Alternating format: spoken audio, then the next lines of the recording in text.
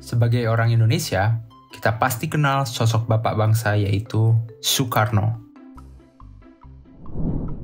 Soekarno, atau panggilan populernya Bung Karno, adalah Presiden pertama Republik Indonesia yang menjabat pada 1945 hingga 1967. Ia juga dikenal sebagai tokoh perjuangan yang berperan penting dalam memerdekakan bangsa Indonesia dari pengaruh kolonialisme Belanda.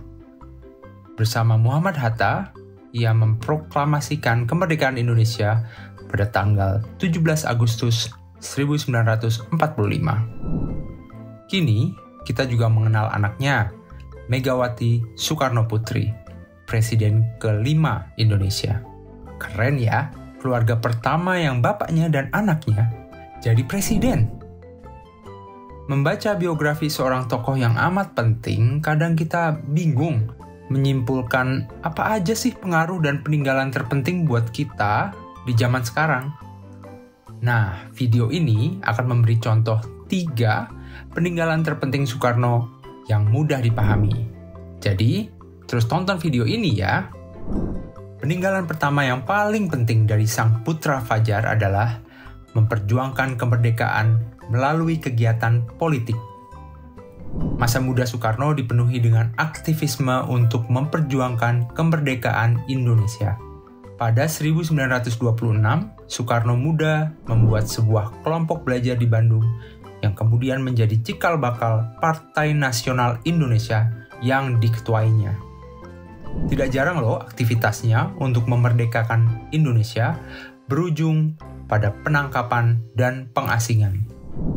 Pada awal usianya yang ke-30, Soekarno pernah dipenjara di Sukamiskin, Bandung, hingga diasingkan ke ND Flores. Tapi bukan Soekarno kalau tidak melakukan hal yang luar biasa. Ketika dia diadili di Bandung, dia membacakan pleidoy atau pidato pembelaan yang fenomenal berjudul Indonesia Menggugat. Saking menggemanya pidato itu, sampai-sampai dia dibebaskan pada tanggal 31 Desember 1931. Tulisan-tulisan dan orasi nasionalis seperti ini menjadi pengobar semangat masyarakat pada saat itu dan menggerakkan rakyat untuk memperjuangkan kemerdekaan Indonesia. Jadi, kalau kalian melihat kegiatan politik yang dilakukan mahasiswa-mahasiswa atau organisasi lain untuk kebaikan, maka kalian bisa melihat warisan Bung Karno di situ.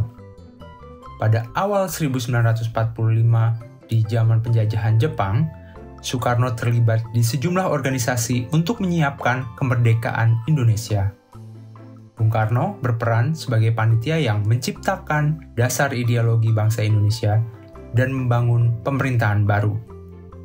Setelah memproklamasikan kemerdekaan Indonesia pada 17 Agustus 1945, keesokan harinya Soekarno dan Hatta ditetapkan menjadi presiden dan wakil presiden. Pada saat inilah dasar negara yaitu Pancasila yang diajukan Soekarno sendiri dan Undang-Undang Dasar 1945 yang perumusannya diketuai oleh Soekarno mulai diterapkan. Undang-Undang Dasar adalah prinsip politik dan hukum yang mengatur sistem pemerintahan sebuah negara.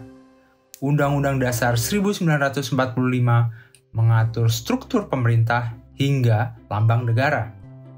Sampai sekarang, Pancasila dan Undang-Undang Dasar 45 tetap menjadi dasar negara dan dipelajari oleh siswa-siswa di Indonesia agar kita semua dapat memahami arahannya.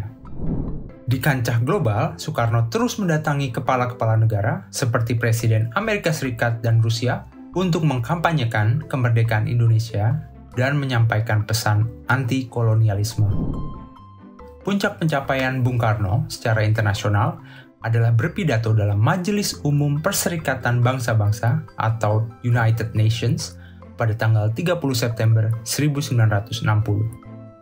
Dengan pidato yang berjudul To Build the World Anew, ia menegaskan seruan anti-imperialisme dan anti-kolonialisme dan memperkenalkan Pancasila kepada dunia. Selain menuangkan pemikirannya menjadi dasar negara Indonesia, Soekarno adalah seorang penikmat seni dan arsitek yang membangun wajah Indonesia merdeka melalui arsitektur. Dalam masa pemerintahannya, Bung Besar juga membangun wajah Indonesia melalui bangunan dan tengara atau landmark. Salah satu yang paling megah adalah Masjid Istiqlal. Masjid Istiqlal yang dinamai dengan bahasa Arab yang bermakna kemerdekaan, ini adalah masjid terbesar di Asia Tenggara dan keenam di dunia dari segi kapasitas. Setelah proklamasi kemerdekaan, Wahid Hasyim, Menteri Agama pertama Indonesia, berpikir bahwa Indonesia membutuhkan sebuah masjid nasional. Diselenggarakanlah sebuah sayembara untuk arsitektur masjid tersebut, yang kemudian dimenangkan oleh arsitek Friedrich Silaban. Uniknya, peran Kepala Teknis Pengawas Pembangunan Masjid Istiqlal tidak lain adalah Soekarno sendiri loh. Pada 1954, tahun yang sama, panitia perancangan sebuah monumen nasional Indonesia juga dibentuk oleh Bung Karno. Hingga beberapa tahun, sayembara tidak menghasilkan pemenang. Hingga akhirnya rancangan Tugu dimahkotai lidah api yang dilapisi lembaran emas pun dipilih untuk dibangun. Tugu, karya Friedrich Silaban, dan R.M. Sudarsono itu melambangkan semangat perjuangan yang menyala-nyala dari rakyat Indonesia. Pembangunan dimulai tahun 1961 dan Monas pun akhirnya dibuka untuk umum pada 1975. Dengan bangunan-bangunan yang megah tersebut, Bung Karno ingin Indonesia tampil di dunia sebagai negara yang modern dan berkemampuan besar, seperti cita-citanya ketika memproklamasikan kemerdekaan Indonesia. Semoga kalian menikmati video tentang pencapaian dan warisan Soekarno ya, Presiden pertama Republik Indonesia. Jangan lupa beritahu kami warisan mana yang paling berkesan bagi kamu di kolom komentar. Akhir kata, sampai jumpa di video berikutnya.